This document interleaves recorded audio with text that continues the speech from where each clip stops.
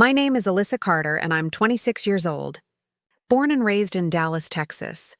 By day, I work in corporate finance. But beneath the polished blazers and spreadsheets, I've always carried one flaw. I was too trusting. Especially of the people who should have protected me the most. My own family. My family laughed when I said I wanted to run my own company. They called me useless, a failure, a dreamer. But years later, in a courtroom packed with reporters, the judge addressed me as CEO, and their faces drained of color. If you're watching, please like and subscribe. It helps me more than you know. And tell me in the comments, has your own family ever said to you that you'd never succeed? I'd love to see where you're watching from and how you proved them wrong.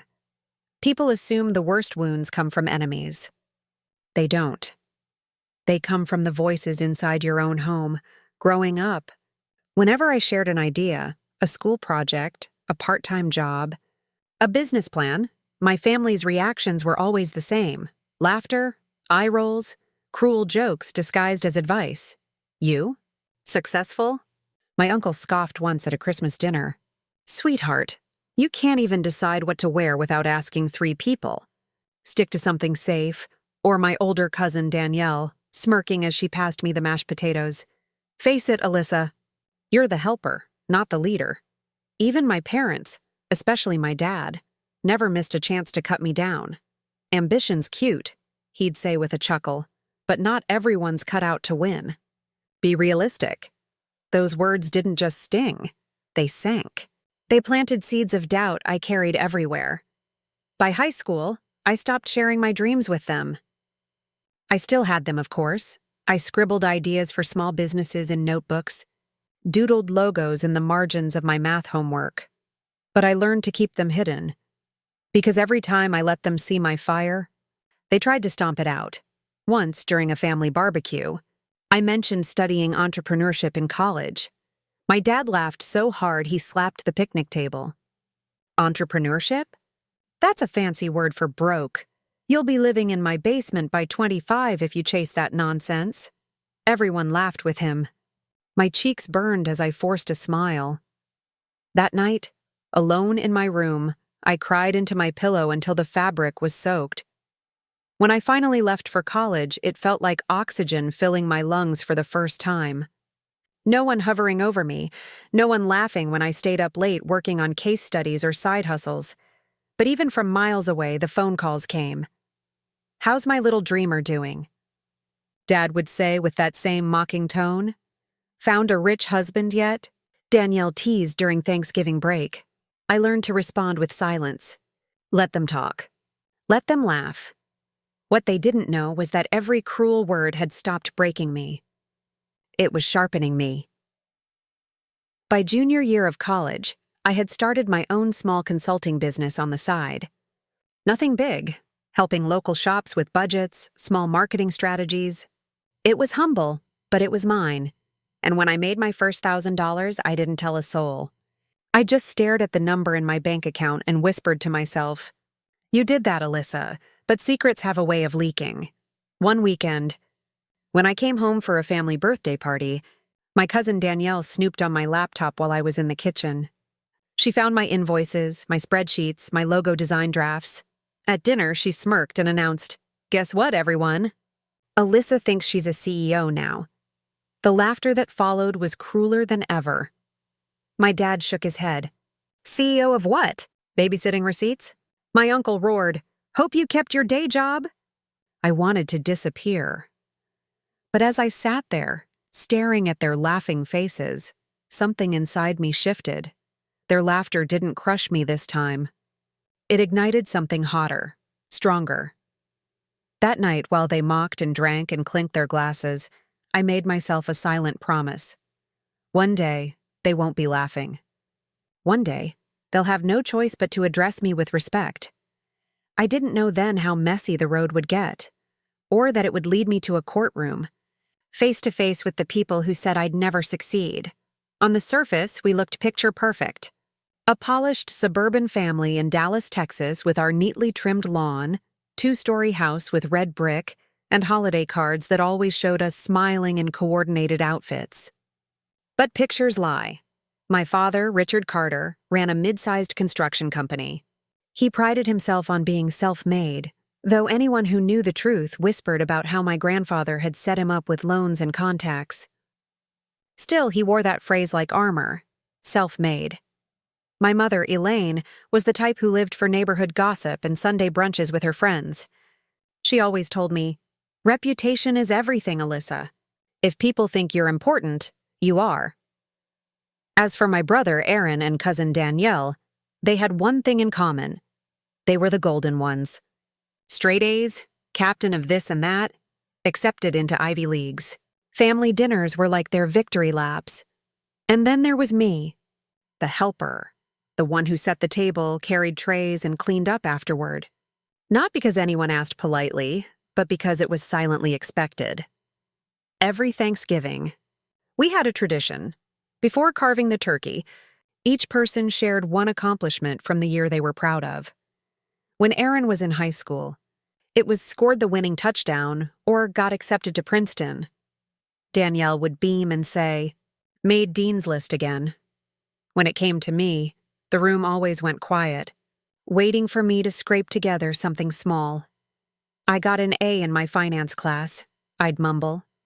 Someone, usually my uncle, would chuckle. Cute. The laughter was soft, but sharp enough to leave scars. Even as a teenager, I noticed something beneath the glossy surface. My family only celebrated success that matched their script. Prestigious schools, traditional careers, flashy wins that could be bragged about at dinner parties. Anything outside that script? Dismissed, mocked. When I joined a volunteer group to help underprivileged kids with math, my dad waved it off. "That won't put money in your pocket." When I interned for a small startup during college, my mother pursed her lips. "It's not a real company, is it?" It was like they couldn't imagine success unless it came with their approval stamped on it. The truth was, they needed me to be the underdog. My failures made their wins look shinier. My dreams gave them something to joke about, and I played my part for too long. I kept shrinking myself so they could stand taller. One evening, at my cousin Danielle's graduation party, the mask slipped. Everyone was gathered around, champagne glasses raised, congratulating her on landing an internship at a Fortune 500 firm. Dad clapped Aaron on the back, bragging about his debate team trophy. Then my aunt turned to me. "And Alyssa, what about you, honey? What's new?" I opened my mouth, hesitated. My chest tightened. I thought about the small consulting business I'd started on campus, the handful of clients who actually paid me for financial advice. I wanted to share it, to show them I wasn't invisible. So I said softly, "I've been working with local businesses on budgeting and strategy." "It's going well." The room went silent. Then my dad burst out laughing. "Local businesses?" he repeated, shaking his head. "So what, you're handing out lemonade stand tips?" Laughter exploded around the table. Danielle covered her mouth, pretending to stifle a giggle. Aaron smirked. Even my mother gave me that pitying look. My cheeks burned, my throat tight. I forced a smile, but inside, I was crumbling. Later that night, as everyone danced and drank, I overheard Danielle whisper to my mother in the kitchen, "She's never going to make it. Not like Aaron or me. Some people just aren't cut out for success." My mother sighed. "I know. But at least she's useful. She helps with things. Useful. Not valuable. Not worthy, just useful." That word echoed in my head long after the party ended. Useful. I lay awake that night staring at the ceiling. My fists clenched. They thought they had me figured out. Locked into a box I could never escape. But they were wrong. Because deep down, beneath the humiliation, something was starting to stir. And soon, they'd regret ever underestimating me. By the time I hit 21, I had learned to play my family's game, smile, nod, let the insults roll off like rain. But sometimes the cracks in the facade widened too far to ignore. That summer, I landed an internship at a boutique investment firm downtown. It wasn't glamorous, but it was real work. Spreadsheets, client reports, even shadowing meetings. For the first time, I felt like I was building toward something solid. When I told my family over dinner, their reactions were exactly what I'd feared. Dad smirked. "So you're a glorified coffee runner?" Aaron chuckled, swirling his soda.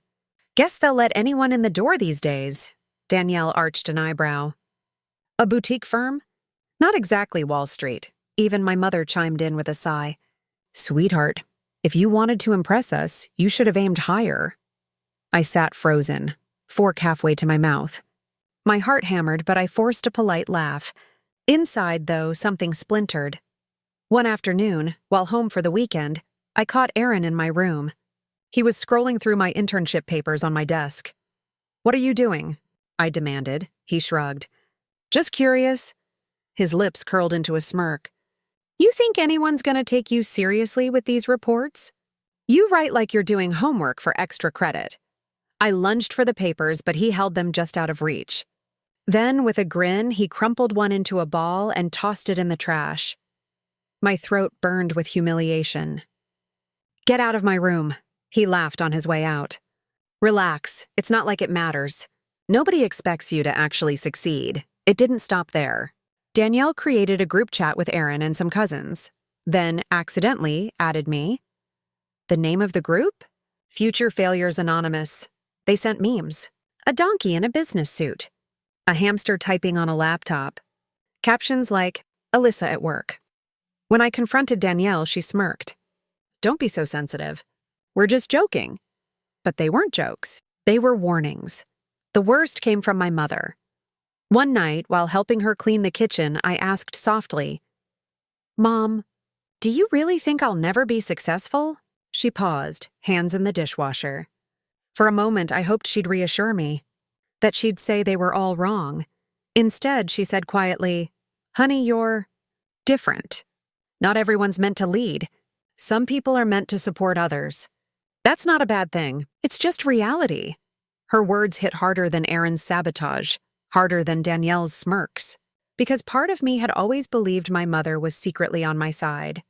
I realized then she wasn't. I started staying at school longer, avoiding weekends at home. I poured myself into my small consulting projects, burying my pain in long nights of work. Every cruel word from my family turned into fuel. Every laugh became a spark. Still, it wasn't easy. Some nights I sat in my dorm room staring at my laptop, whispering to myself, "What if they're right?" But I kept going. The breaking point of that year came at my grandfather's birthday dinner. The whole extended family was there. Dozens of relatives, neighbors, and even business associates of my dad. During dessert, my aunt clinked her glass and said, "Let's go around and share what everyone's been up to." Aaron went first, bragging about his scholarship. Danielle boasted about her internship in New York. Their eyes turned to me. I swallowed. My palms were slick. I've been helping small businesses manage their finances. I'm growing my client list." Before I could say more, Aaron burst out laughing. "Oh, right, Alyssa the CEO." He mocked, raising his glass in a fake toast. "May your lemonade stands prosper." The table erupted in laughter. Even my dad chuckled. I sat frozen, my face flaming. My grandfather gave me a pitying smile, then quickly changed the subject. But as I sat there, fists clenched under the table, I realized something. They weren't just mocking me anymore. They were actively erasing me, and if I didn't fight back soon, there'd be nothing left of me to erase. That night, I made myself a promise. The next time they laughed at me in front of a crowd, the world would be laughing at them instead. Success, I'd learned, wasn't just about winning. Sometimes, it was about surviving long enough for the tide to turn. But that summer, I didn't just face their laughter. I faced their full, merciless betrayal. Aaron had just graduated with honors, and my parents threw a huge party. The backyard was strung with fairy lights, tables covered with catered food, and over 100 people mingling, family, friends, and business associates. My dad was desperate to impress. I came home for the weekend wearing the nicest dress I could afford. My hair was pulled back neatly. I wanted to look like I belonged, even if inside I didn't feel it. The night was full of clinking glasses and toasts. Everyone congratulated Aaron, shaking his hand like he was already a senator. Danielle boasted about her new job offer, my mom beaming at her side. And me? I stood near the drinks table, invisible. Then, just before dessert, my dad clinked his glass. "Ladies and gentlemen," he said proudly, "before we close the evening, I thought it'd be nice to hear from all the kids. Their plans, their futures. We've already heard from Aaron and Danielle, so let's hear from Alyssa." My stomach dropped. Dozens of eyes turned toward me. For a moment, my throat locked up. Then I forced myself to stand. I smoothed my dress, held my glass, and said, "I've been working on a small consulting business. I help local shops with budgets and growth strategies. I'm saving to expand after graduation." It wasn't flashy, but it was real. It was mine. Before the applause could even start, Aaron snorted. "Consulting? More like giving free advice to taco trucks." Laughter rippled through the tables. I froze, but before I could defend myself, Danielle chimed in. "Actually, why don't we show everyone what Alyssa's been working on?" She held up her phone. My blood ran cold. On the screen were screenshots from my laptop, my invoices, my emails, even my draft logo sketches. She'd taken them months ago when she snooped. She turned the phone so everyone could see. Here's one of her clients, a donut shop that paid her $50 to do their budget. "CEO, right?" The crowd laughed. People whispered. Someone even muttered, "That's adorable." I felt the ground tilt beneath me. Instead of stopping it, my parents joined in. Dad chuckled, raising his glass. "Well, every empire has to start somewhere. Even if it's fried dough and lemonade stands." Mom smiled tightly. She's always been creative. Their words weren't just dismissive. They were daggers. In that moment, I realized they weren't proud of me. They never had been. I excused myself, my voice shaking. "I need some air." The moment I stepped inside, away from the crowd, the tears came hot and fast. I stumbled into the bathroom, locking the door, pressing my palms against the sink. Their laughter echoed in my skull. My chest tightened until it hurt. I whispered to myself, voice trembling. Why do I keep trying? Why do I let them destroy me over and over? For the first time, I felt truly broken. When I finally emerged, the party was still buzzing. People avoided eye contact with me, like I was a walking punchline. Aaron winked as I passed. "Don't take it so hard, sis. Not everyone's cut out for the big leagues," Danielle smirked. "At least you gave everyone a laugh." My hands shook with rage, but I said nothing. I walked upstairs, grabbed my overnight bag, and left before the cake was even cut. That night, as I sat in my car in the dark driveway of my dorm, mascara streaked down my cheeks, I whispered a vow into the silence. They want to laugh? Fine. But the next time the world hears my name, it won't be as a joke. It'll be a threat. I didn't know how yet. But I knew one thing. I wouldn't stay broken forever. After the graduation party, the world blurred. I stumbled through the following weeks like a ghost, replaying every laugh, every smirk, every cutting word. But the worst wasn't their mockery. It was my own voice whispering, maybe they're right. I stopped answering calls from friends. I skipped classes I had once loved. My tiny apartment, once cluttered with notebooks and logo sketches, grew dusty and still. Everywhere I turned, their words echoed. You? Successful? CEO of donuts. Not everyone's cut out for the big leagues. At night, I'd sit cross-legged on my bed, scrolling through my invoices, my bank balance, my failed drafts. My chest would tighten until I couldn't breathe. One night, I stared at my reflection in the mirror, eyes red and swollen, and whispered, "What if I am nothing?" The silence that followed was louder than any laugh. A week later, my father called. I almost didn't answer, but curiosity won. "Your mother and I think you should reconsider this whole business fantasy," he said bluntly. "Danielle's thriving. Aaron's on track for law school. We don't want you embarrassing yourself." I gripped the phone so tightly my knuckles whitened. "Embarrassing myself? Or embarrassing you?" He sighed. "Both. Just be practical, Alyssa. Get a stable job. Stop chasing nonsense." For a moment, I wanted to scream, to beg him to believe in me. But then I realized he never would. Not once. Not ever. That night I collapsed. I curled into a ball on my bedroom floor, sobbing until my throat ached. My body shook with the weight of years of ridicule, years of being the family's punchline. And for the first time, I thought about giving up completely. About folding my business, scrapping my notebooks and taking some safe, soulless job just to make the pain stop. I lay there, tears soaking into the carpet, whispering, I can't do this anymore. But then, something shifted. On my nightstand was a photo of my younger self, maybe 10 years old, holding a lemonade stand sign. My hair was messy, my smile wide, my eyes shining with possibility. That little girl had believed she could do anything. She hadn't known the cruelty of laughter, the sting of mockery. She'd just believed, and staring at that picture, something inside me reignited. I whispered hoarsely, they don't get to win. Not like this. For the first time in weeks, my tears dried. The next morning, I dragged myself out of bed. I showered. I sat down at my desk. My laptop screen glowed to life. I opened a blank document and typed 3 words. Prove them wrong. It wasn't a plan yet. It wasn't strategy or revenge. But it was a beginning. I reached out to my old professor for advice. I emailed the small business clients I had ignored, apologizing for delays and promising better. And slowly, the fog began to lift.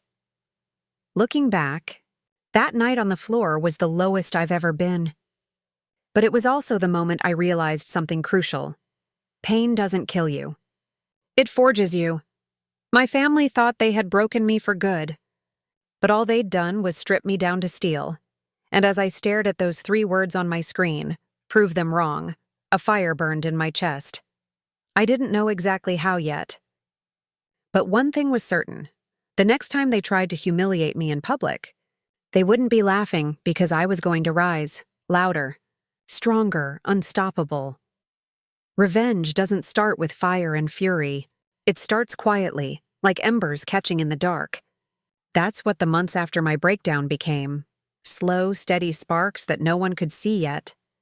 I dove headfirst into my consulting business. No more apologies, no more excuses. I stayed up late crafting strategies for local shops, reworking budgets, and creating presentations that looked professional enough to rival big firms. Word spread. A florist told a baker. A mechanic referred me to a diner owner. My client list doubled, then tripled. I wasn't rich, not yet. But for the first time, I felt capable, solid. Every invoice I sent, every client I satisfied, was another brick in the foundation of something bigger.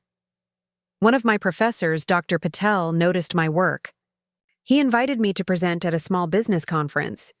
"You've got a sharp mind, Alyssa," he told me after my talk.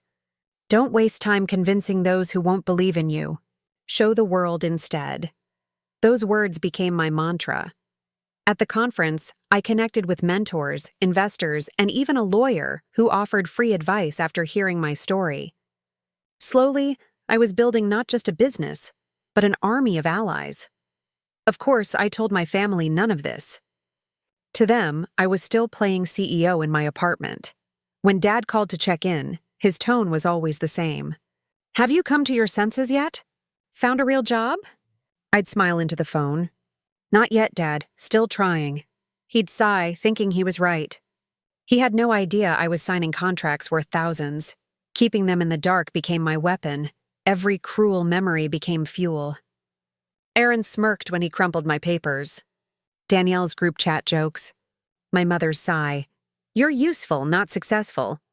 I wrote those words on sticky notes and stuck them to my desk. Every day I stared at them, turning their mockery into motivation. It wasn't just about proving them wrong anymore. It was about proving myself right.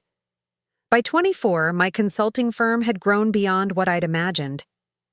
I registered it officially, hired part-time help, and started negotiating with larger clients.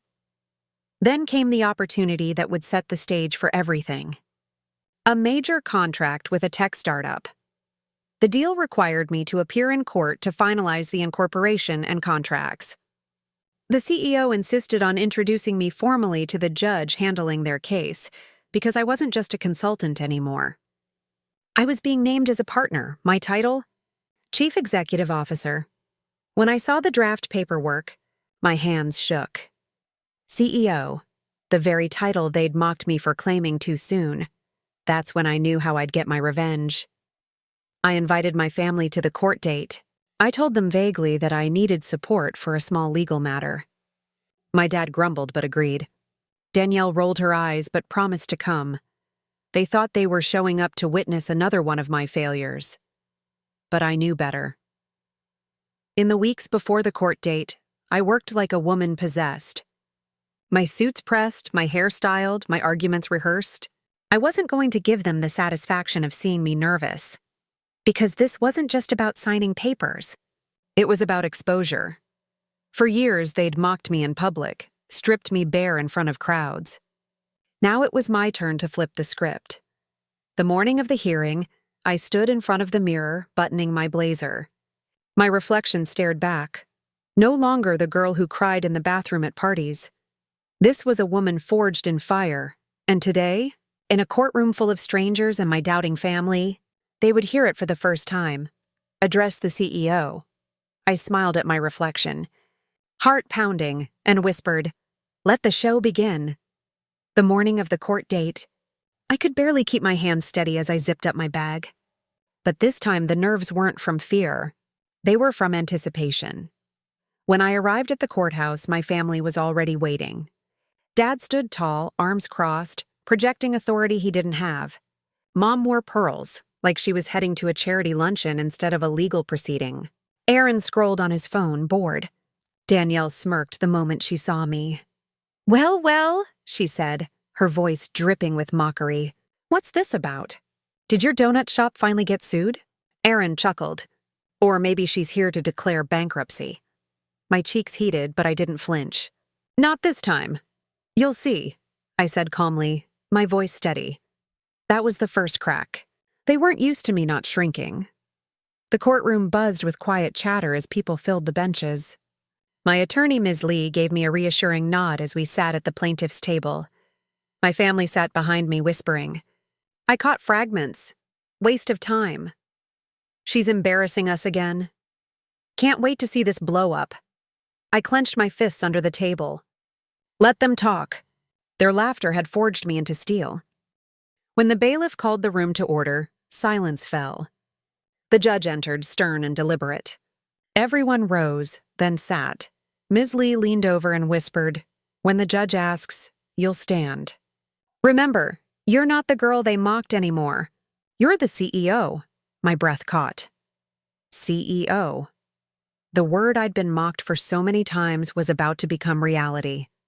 The judge adjusted his glasses, scanning the paperwork before him. We're here to finalize the incorporation of Carter Strategies, LLC, and to acknowledge the appointment of... He paused, glancing at me. Ms. Alyssa Carter as Chief Executive Officer. For a moment, the room blurred. My ears rang. Then, slowly, I turned my head, just enough to see my family's faces. Danielle's smirk had vanished. Aaron's phone slipped out of his hands. Mom's jaw dropped slightly. And Dad. Dad looked like someone had knocked the air from his chest. It was the smallest win, but it was mine. Behind me, I heard Danielle whisper furiously, CEO? Did she just say CEO? Aaron muttered. This has to be some mistake, Mom hissed. Richard, did you know about this? Dad's voice was low, furious. No, she kept this from us. My lips curled into the faintest smile. For the first time, their whispers weren't about my failure. They were about my success. The judge continued, Ms. Carter, please rise. I stood, heart pounding but chin lifted. Do you accept this appointment and all responsibilities it entails? Yes, Your Honor, I said, my voice clear. He nodded. Then let the record show Alyssa Carter is now CEO of Carter Strategies. The gavel struck. A sound like thunder. And in that thunder, years of their laughter shattered. As the courtroom moved on to other formalities, I sat down, trembling with adrenaline. My attorney leaned close. You did it, she whispered. But I knew this was just the beginning. This wasn't the end of my revenge. It was the first taste. Outside the courtroom, the air was electric. My family swarmed me immediately. "What the hell was that?" Dad demanded, his face red. "CEO, you kept this a secret?" I met his glare calmly. "I learned from the best. Secrets run in this family, don't they?" Danielle sneered. "This doesn't mean anything. Anyone can slap a CEO on a paper." I stepped closer, lowering my voice so only she could hear. "Then why do you look so scared?" Her smirk faltered. That night, alone in my apartment, I replayed every moment. The judge's voice. "My family is shocked." The gavel's thunder. But even as I smiled, I knew it wasn't over. Because humiliating them in a courtroom was one thing, but making them respect me? Making them pay for every cruel word, every laugh, every sabotage? That battle was still ahead, and I was ready. Winning the CEO title in court was powerful. But it wasn't enough. Not yet. Because revenge isn't complete until the world sees the truth. Until the people who tried to bury you are forced to choke on their own dirt. A few months after the court hearing, I was invited to a regional business gala. It was the kind of event my father used to dream of attending. Rooms full of investors, CEOs, and city officials. I saw the opportunity immediately. I sent invitations to my family, framing it as a chance to see what I've been working on. They assumed, of course, that I was bluffing again. Danielle texted, "Can't wait to see you crash and burn." Aaron added, "Better bring tissues this time." I smiled. Let them come. In the weeks leading up, I rehearsed my speech relentlessly. I had slides ready, contracts finalized, and investors lined up to support my announcement. But more importantly, I had proof. Emails where Aaron mocked me. Screenshots of Danielle's group chat. Voicemails from my dad telling me to quit before you embarrass the family. For years, they used my pain as a punchline. Tonight, those punchlines would become evidence. The ballroom glittered with chandeliers and silk tablecloths. Men in tuxedos, women in gowns, the air thick with wealth and power. I stepped onto the stage in a sleek black suit. Every eye on me. "Ladies and gentlemen," I began, voice steady. "Thank you for being here tonight. I stand before you not just as the CEO of Carter Strategies, but as proof that success can come from the most unlikely places." My family sat in the front row. Danielle smirked, Aaron slouched, and my parents were stiff and unreadable. Halfway through, I paused. But success isn't just about what you build. It's about what you survive. The screen behind me lit up. Emails, texts, screenshots, Danielle's mocking memes, Aaron's cruel jokes, my father's dismissive voicemails. Gasps rippled through the room. I continued, my voice tightening. For years, I was told I'd never succeed. That I was nothing but a burden. That I should quit before I embarrassed the family. But every word of doubt became fuel. I let the silence hang. Then I smiled. And now, those words built this company. From the stage, I could see them unravel. Danielle's face drained of color. Aaron sat up straight, panic flashing in his eyes. My mother covered her mouth, horrified. My father's jaw clenched, his knuckles white against the tablecloth. The crowd turned, whispering, staring at them. For once, it wasn't me in the spotlight of ridicule. It was them. I closed with the final blow. I am proud to announce tonight that Carter Strategies has secured a multi-million-dollar contract, expanding operations across the region. We're hiring. We're growing. And we're not stopping. Applause thundered through the room. Cameras flashed. Investors shook my hand. Reporters scribbled notes. And my family sat frozen, trapped in the humiliation they had crafted for me all my life. Afterward, as guests mingled, my family cornered me near the stage. Dad's voice was low, furious. How dare you air our private conversations? I met his glare evenly. How dare you spend years telling me I was worthless? Aaron stammered. You made us look like monsters. I tilted my head.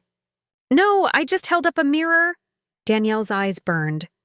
You'll regret this. I leaned closer, my smile sharp. I already don't. The night ended with champagne, handshakes, and congratulations. My phone buzzed nonstop with new opportunities, but as I slipped into the back of the cab, I knew this wasn't over, because exposing them publicly was one thing. The real fallout, the consequences they couldn't escape, was only beginning, and I was ready to watch it all unfold. The morning after the gala, my phone was flooded. Emails, texts, LinkedIn messages, investors, reporters, even strangers thanking me for speaking out. I had gone to bed as the girl they mocked and woken up as the woman everyone wanted to meet. But for my family, the world had shifted into a nightmare. At first, it was whispers. Neighborhood friends are sending me screenshots of Facebook groups. Posts like, "Can you believe the Carters treated their own daughter like that? I used to respect Richard Carter, but now, pathetic. Danielle and Aaron weren't so golden after all, huh?" Everywhere they went, grocery stores, church, country clubs, eyes followed them. Not with admiration anymore, but with pity. With judgment. A week later, Dad showed up at my office unannounced. He barged in, red-faced, ignoring the receptionist. "You ruined us," he spat, slamming his hand on my desk. I leaned back in my chair, calm. "No, Dad, you ruined yourself. I just stopped covering for you." His eyes narrowed. "You think you're powerful now? You're nothing without this family." I smiled faintly. "Funny. I built all of this while you laughed at me. Imagine what I'll do now that I'm not listening to you anymore." For once, he had no comeback. He stormed out, leaving the door rattling in its frame. Danielle's company internship rescinded her offer. "We don't condone toxic behavior," the email said. She posted vague Instagram stories about haters and fake success, but the likes dwindled. Her friends stopped tagging her in photos. One night she called me, voice trembling. "Why did you do this? You destroyed my future." I held the phone, torn between pity and triumph. "No, Danielle. You destroyed mine for years. This is just balance." She cursed me and hung up. Aaron, once the loudest mocker, went silent. No texts, no calls, no smug jokes. I heard from a mutual friend that law schools started asking character questions about his past. Screenshots of the group chat Danielle had made, the one mocking me, circulated online. For the first time, Aaron wasn't untouchable, and I didn't feel sorry. My mother was the hardest.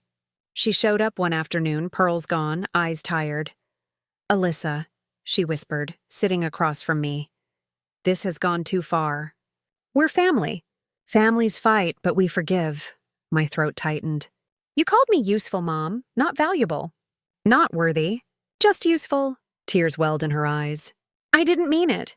"Yes," I said quietly. "You did." The silence between us stretched, heavy with years of words we'd never take back. Meanwhile, Carter Strategies soared.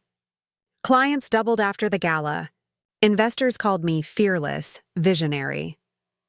A local newspaper ran a front-page story. From mockery to CEO, Alyssa Carter's rise. Every headline, every handshake, was another nail in the coffin of the family that told me I'd never succeed. But late at night, when the office lights dimmed and the applause faded, I felt the emptiness. Success tasted sweet, but it didn't erase the scars. I had won. I had humiliated them. I had proven every word wrong, but I hadn't healed. Not yet.